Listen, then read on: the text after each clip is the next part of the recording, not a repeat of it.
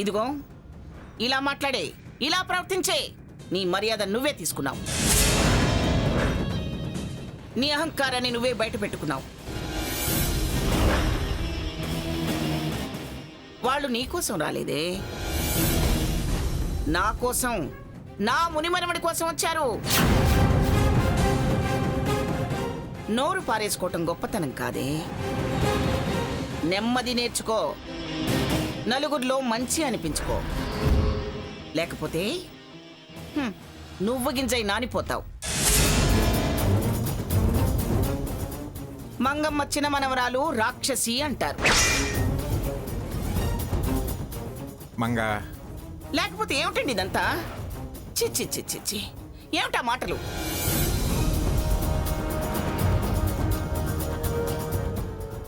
ఏమిటి ఇంకా విడిగరించుకుని చూస్తున్నావు? బుద్ధి తక్కువదానా, పో తలకి. అక్కయ్య ఊరుకో.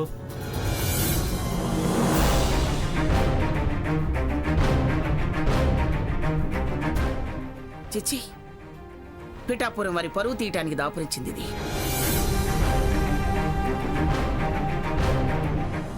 ఒగ్గ పట్టుకున్న కొద్దీ ఎగిరెగిరి పడుతుంది. ఎంత ప్రతిష్ట, ఎంత ప్రతిష్ట. పిన్ని గారు పోనివ్వండి, మేం బయలుదేరతాం. మంచిది. అది చేసిన పనికి ఉండమంటానికి కూడా మనసు రావటం లేదు.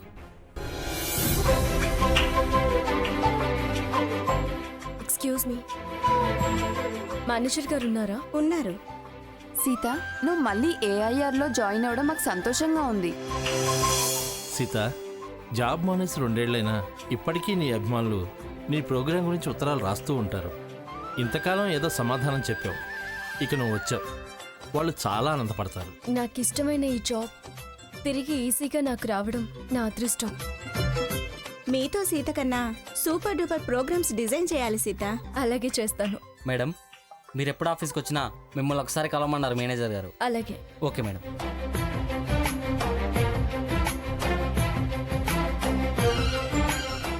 నమస్కారం sir. Good morning. Good morning Sita, కూర్చో. పర్వాలేదు సార్. పర్వాలేదు, కూర్చోమ్మా. You are not my subordinator now. అదేంటి సార్ అలా అంటున్నారు? మీరు సబార్డినేట్స్ని కూర్చోమనే కదా అంటారు. ఆఫ్ కోర్స్, నీకు ఈ విషయం ఎలా చెప్పాలో తెలియక ఫార్మాలిటీని అవకాశంగా తీసుకున్నాను. ఏంటి సార్ మీరు అనేది? అవును సీత, నీలాంటి మంచి ప్రోగ్రామర్ మళ్ళీ ఏఐఆర్కి వస్తుందంటే సంతోషించిన వాళ్ళలో మొదటివాణ్ణి నేనే.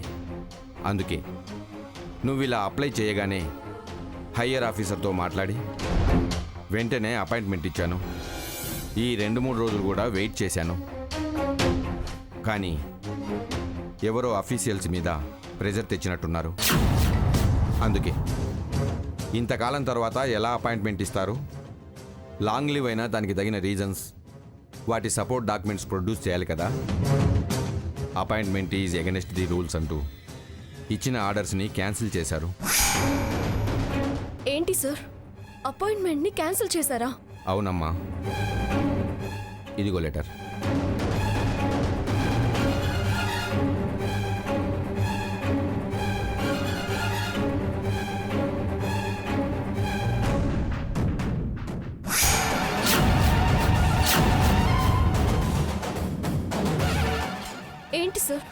ఏంటి సార్ ఇది? జాబ్ చాలా అవసరం అనుకున్న ఈ టైంలో నేనేం చేయగలను? నీ అవసరం ఏఐఆర్కి అవసరమని నేను అనుకున్నాను. కానీ వాళ్లకు నేను సబార్డినేటర్నేగా. ఏం చేయని చెప్పు. ఎవరు సార్? ఎవరు వాళ్ళ మీద ప్రెషర్ తీసుకొచ్చుంటారు? నాకెలా తెలుస్తుందమ్మా? నీ మీద ఎవరికి ఏ కోపం ఉందో, నీకు పేరు ప్రతిష్టలు రావడం ఎవరికి ఇష్టం లేదో, ఎవరు నీ మీద కక్ష కట్టారో, ఎవరు నిన్ను ఇబ్బంది పెట్టాలని చూస్తున్నారో వాళ్ళు చెప్పుంటారు. వెంటనే ఈ విషయం రఘురామ్కి చెప్పాలి.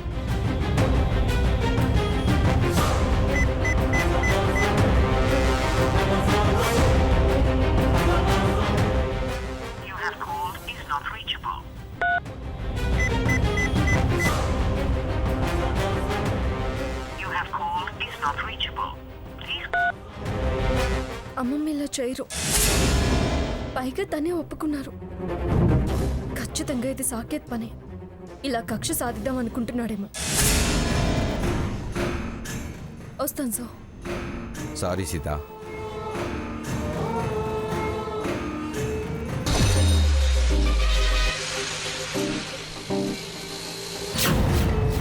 సాకేత్, సాకేత్, సాకేత్.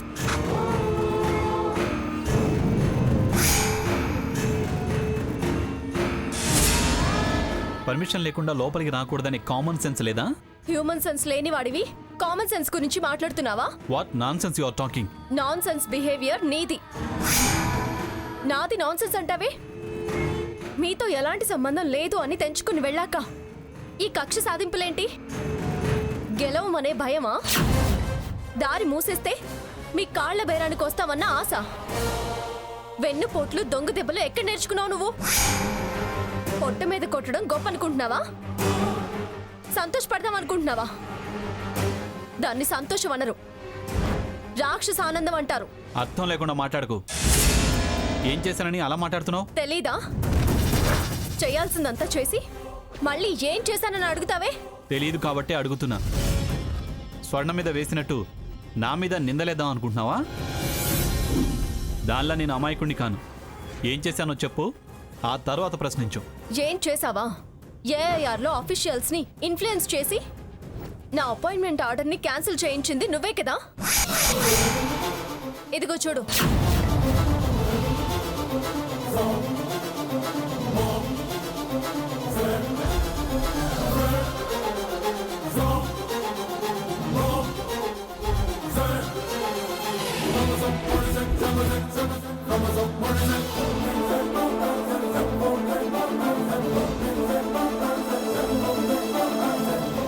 ఓహో, తమరి ఉద్యోగం ఉష్కాగి అయింది. అది తమరికి తమరి కేపబిలిటీకి సంబంధించిన విషయం. మెరిట్స్ డీమెరిట్స్ మీవి. వాళ్ళు నో అంటే తమరు బ్యాడ్ అని అర్థం. అది బయటకు వస్తే ఇంతకాలం మీరు గుడ్ అనుకున్న వాళ్ళు బ్యాడ్ అంటారని ఆ నింద నా మీదకి నెట్టి తమరు గుడ్డే కానీ నేను బ్యాడ్ ఫెలోనని పబ్లిసిటీ ఇవ్వడానికి ఇక్కడికి వచ్చావా? చూడు, నీ జాబ్కి, ఆ అపాయింట్మెంట్కి, రిట్రెచ్మెంట్కి, క్యాన్సిలేషన్కి నాకు ఏ సంబంధం లేదు. అధికంగా మాట్లాడి ఆ తర్వాత నన్ను అవమానించాడు అనొద్దు. అపోహపడ్డది చాలు, అరిచింది చాలు, ఇంకా వెళ్ళొచ్చు. ఆ ఏఐఆర్లో సింగిల్ పర్సన్ కూడా నాకు తెలీదు. అబద్ధం. నువ్వనేది పచ్చి అబద్ధం. ఆ రోజు ఆఫీస్కి ఫోన్ చేసి రావచ్చు కదా అన్నారు కదా.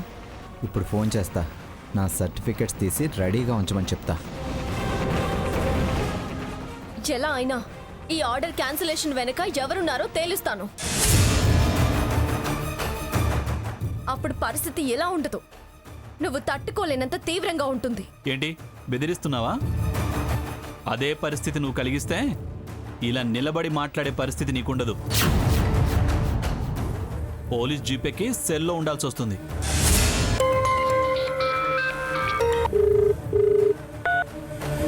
Hello, Saketh here. నేను రఘురామ్ని మాట్లాడుతున్నాను. ఎరా, ముందు నీ భార్యని పంపి వెనకాల బాగా అరిచిందా, గొడవ చేసిందా అని అడగటానికి ఫోన్ చేసావా? ఆడాళ్ళని ఉసిగొలిపి వెనకాల ఎంక్వైరీకి ఫోన్ చేస్తున్నావా? ఏంట్రా వాగుతున్నావు? సీత అక్కడికి రావడం ఏంటి? నేను పంపడం ఏంటి? మాయ నాటకాలు ఆడకండి. ఇదిగో చూడు, తోడు దొంగ వేషాలు ఇంతకు ముందు సాగాయేమో, ఇక మీదట సాగవు. అపరకాళిల ఆఫీస్కి వచ్చి శివాలెత్తినట్టు ఊగుతోంది. అమ్మోరు పునినట్టు అరుస్తోంది. కావాలంటే వచ్చి చూడు. ప్లాన్ కాకపోతే ఇప్పుడు ఎందుకు ఫోన్ చేసావురా? ఏయ్, హోల్ యువర్ టంగ్. ప్లాన్లు వేయడం మీకు అలవాటు. సీత అక్కడికి వచ్చిందంటే ఏదో బలమైన కారణం ఉండే ఉంటుంది. వస్తున్నా, అక్కడికొచ్చి అన్నీ మాట్లాడతా. ఈలోపు సీతను ఒక్క మాట తూలినా నీ అంతు చూస్తా. రారా రా, నీ ప్లాన్ అదేగా. సందు దొరికితే వాళ్దామనేగా. ఇద్దరిని సెక్యూరిటీతో గెంటిస్తా.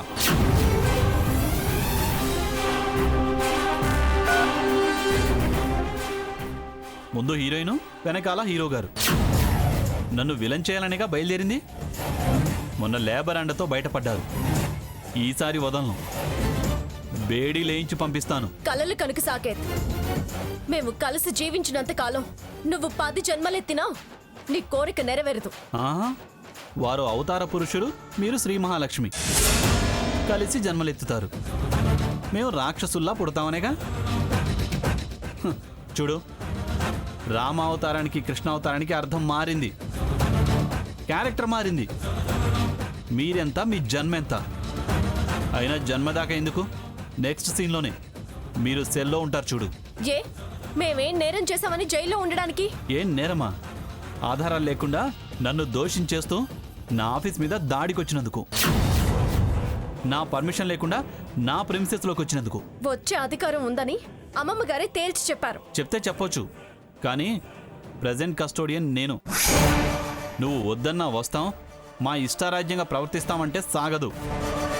ముందు వెళ్ళవతలకి. ఆ మాట అనే హక్కు లేదని ఇదివరకే చెప్పాం కదా. మీకేమో దొమ్మీలు దౌర్జన్యాలు చేసే హక్కులున్నాయి, కానీ నాకు మాత్రం కాపాడుకునే హక్కు లేదా? వచ్చి గొడవ చేస్తానంటే చేతకాని దద్దంలా చూస్తూ ఊరుకోవాలా? సీత, అసలు నువ్వెందుకు ఇక్కడికి వచ్చావు? డ్రామాల్లో క్యారెక్టర్లు ఒకదాని తర్వాత ఒకటి వస్తూనే ఉంటాయి. షడప్. డ్రామాలు ఆడాల్సిన అవసరం మాకేం లేదు. సీత, ఏంటిది? ఎందుకు వచ్చావు?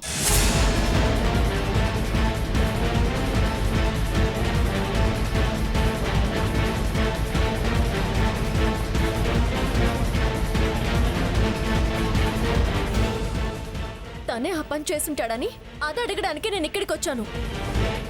నాకు అవసరం లేదు. అసలు నాకు సంబంధం లేదన్నా అబద్ధం అంటూ పంచాయతీకి దిగింది. మీరు కూడా బలుక్కున్నదేగా. తర్వాత టైం చూసి తమరి ఫోను 1+1 బలం పెంచుకొని జులుంచేద్దామని వచ్చావా? చూడు, తను వచ్చిన విషయం నాకు తెలియదు. ఇప్పుడు నేను నువ్వు అబద్ధం అంటాను. తెలియంది ఆ టైంకి ఎందుకు ఫోన్ చేశావు? ఎందుకు వచ్చావు? గతంలో సర్టిఫికెట్స్ కోసం వస్తే దొంగ అన్నారు. ఫోన్ చేయొచ్చు కదా అన్నారు. అందుకే ఫోన్ చేశా. ఏదో నేర్చినోళ్ళు బొంక నేరవరా అన్నట్టుంది.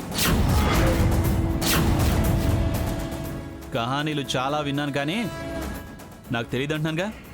వెళ్ళండి. నిజం చెప్పు సాకేత్, నువ్వు కదా ఏఐఆర్ ఆఫీషియల్స్ ని ఇన్ఫ్లుయెన్స్ చేసింది? నువ్వు 100 సార్లు అడిగినా నా సమాధానం అదే. నువ్వే అంటూ రెచ్చగొట్టి అవుననిపించొద్దు. రచ్చ చేయాలని చూస్తే సెక్యూరిటీ చేతులు మీ మెడల మీద ఉంటాయి. జాగ్రత్త. అంతదాకా వస్తే మా చేతులు నీ ఒంటి మీద ఉంటాయి. మీరు కాక మాకు వేరే శత్రువులు ఎవరున్నారా? నా భార్య ఉద్యోగం మీద కక్ష కట్టాల్సిన అవసరం ఇంకెవరికుంది?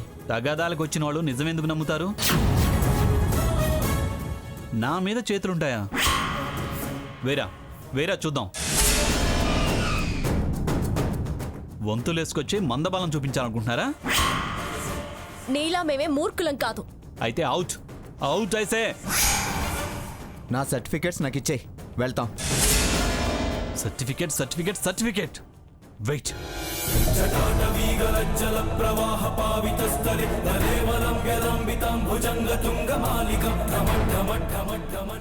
నీదో చదువు, దానికో సర్టిఫికెట్స్. పిహెచ్డి చేసావా? డాక్టరేట్ సంపాదించావా? After all graduation. ఏంట్రా మాటికి సర్టిఫికెట్స్ అంటావు? వీటి కోసం నా ఫ్రెండ్ని కొడతావా? నా మీదే చేయి చేసుకుంటానంటావా? Waste certificates, waste. సాకేత్, వాటిని చింపొద్దు. రేయ్, అవి కష్టపడి చదువుకొని సంపాదించిన సర్టిఫికెట్స్ రా. నీలా కొని సంపాదించినవి కావురా. వాటిని వేస్ట్ అంటావా?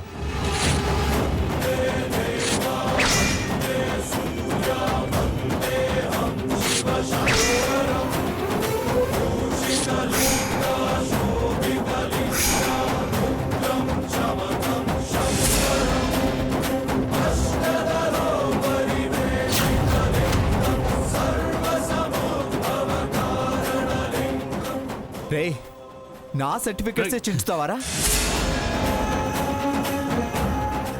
నావి కొన్న సర్టిఫికెట్స్ అంటావా? విలువ తెలిసిన వాడివైతే అలా చించుతావరా మూర్ఖుడా? నా కంపెనీకి సంబంధం లేని వేస్ట్ పేపర్స్, అందుకే వాటిని చించేశాను. రఘు రఘు వదులు రఘు. సాకేత్ రఘు రఘు.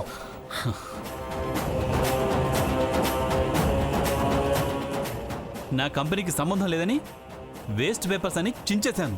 నా సర్టిఫికేట్ చించడమే చెప్తుంది. ఎంత ద్వేషం పెంచుకున్నావో, ఎంత కక్ష కట్టావో. మరీ ఇంత శత్రుత్వం మంచిది కాదురా. కాకపోతే కాకపోయింది, పోరా. పోయి ఏం చేసుకుంటావు చేసుకోపో. సెక్యూరిటీ. సాకేత్, అపాయింట్మెంట్ ఆపినంత మాత్రాన, సర్టిఫికేట్స్ చించేసినంత మాత్రాన తాత్కాలికంగా బ్రతుకు తెరువు ఆపగలవేమో గాని మా బ్రతుకు నిన్ను ఆపలేవు. నీ బుద్ధి బయటపడిందే కానీ మా బతికేమీ చెడిపోదు. మా దారిన మేము బతుకుతుంటే కావాలని అడ్డంకులు సృష్టిస్తున్నారు. మమ్మల్ని అవమానించి పొందే ఆనందం, మమ్మల్ని ఇబ్బంది పెట్టి పొందే తృప్తి శాశ్వతం కాదు. ఎవిడెన్స్ చూపించి, సర్టిఫికేట్స్, తెలివితేటలు చూపించి బ్రతుకు తెరువు సంపాదించుకోగలం. మా బ్రతుకు చక్రాన్ని మాత్రం నువ్వు ఆపలేవు. ఎదురు రావడం మొదలు పెడితే పతనం అవుతావు, జాగ్రత్త. కానీ అమ్మమ్మ గారి మొహం చూసి ఇంకా మాలో దాగున్న మమకారం ఆపుతుంది కాబట్టే మీ అన్యాయాలని తలపట్టలేకపోతున్నాం. నా చెల్లెలని, నా భర్త తమ్ముడని, మా పిల్లాడని దయ తలుస్తున్నాము. లేకపోతే తమరు శపిస్తే మేము రాళమైపోతామా? నువ్విప్పుడు మనిషివైతే కదా రాయి అవ్వడానికి. సెక్యూరిటీ. ఏయ్, నిలబడి చూస్తామే, వాళ్ళ గెంటే అవతలకి. ఇదిగో సెక్యూరిటీ, వాడి మాట విని నువ్వు అడుగు ముందుకేసావో వాడు నువ్వు అవతలుంటారు, జాగ్రత్త. పద సీత. పాషాణానికి పాపం పుణ్యాలు తెలియవు, మంచి చెడ్డలు అర్థం కావు. ఏ ఎండ దెబ్బో సమ్మెడి తాకుడో మార్చాల్సిందే. హ, నేను మారటం కాదు, వారం పస్తులుంటే ఎవరేంటో మీకే తెలిసొస్తుంది. వెళ్ళండి. ఈ వారంలో ఎవరి కాళ్ళు పట్టుకుంటారో మీరే డిసైడ్ చేసుకోండి.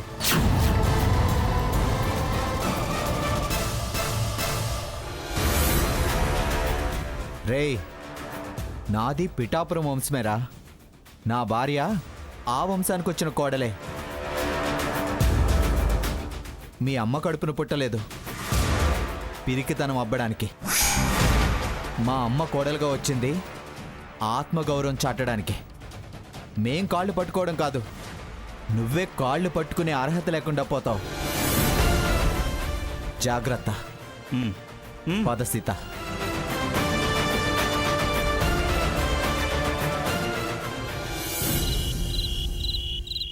సీత, మన బతుకుదెరువు మనకుంది అని ధైర్యంగా ఉన్నాం. కానీ ఇలా మన దారిని మనల్ని బతకనివ్వకుండా చేయాలని చూస్తున్నారు.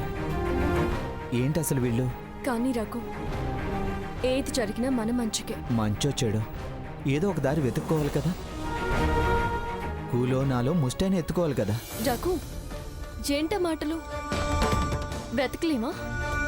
మనమేమి శ్రమకు వెనకాడే వాళ్ళం కాదు కదా. మనం వెనకాడం, కానీ వెనకాలే చేరి వెక్కిరించే వాళ్ళు ఉన్నారు. వాళ్ళ గురించి ఆలోచిస్తున్నా. మన పని మనది. మనం చేసే వృత్తిని గౌరవిస్తే ఎవరి వెక్కిరింపులకి భయపడాల్సిన పని లేదు. నిన్నటిదాకా నేను అలా అనుకున్నవాణ్ణే, కానీ వాళ్ళ చేష్టలు కొత్తగా భయం కలిగిస్తున్నాయి. భయపడితే మనం బ్రతకలేం రఘు. ఆశ చచ్చిపోతే భవిష్యత్తు ఉండదు. మనం ధైర్యాన్ని కోల్పోతే విజయం అనేది ఉండదు. నమ్మకం, విశ్వాసం దూరం అయితే మన ప్రయాణం సాగదు.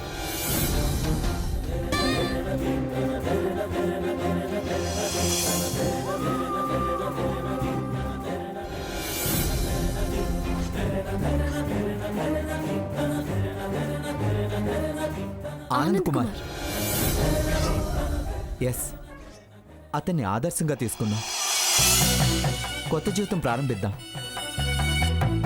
సీత, మనం అతని గురించి చదివాం, గుర్తుందా? ఆ, బాగా గుర్తుంది రఘు. మనం ఆధార్లో నడుద్దాం. అలాగే రఘురాం, రేపటి నుంచే ప్రారంభిద్దాం.